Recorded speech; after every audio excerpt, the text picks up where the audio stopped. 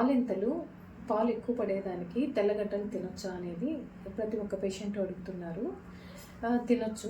ఇది ఓల్డెన్ డేస్లో మన అమ్మలు, అమ్మమ్మలు ఇంకా పెద్దవాళ్ళందరూ తింటూ వచ్చారు. సో దానివల్ల కొన్ని విటమిన్స్ మనం గార్లిక్ అంటే తెల్ల గడ్డల్లో విటమిన్స్ ఉన్నాయి. ఇమ్యూన్ బూస్టింగ్గా కూడా పనిచేస్తుంది, డైజెషన్ పనిచేస్తుంది అది బాగా.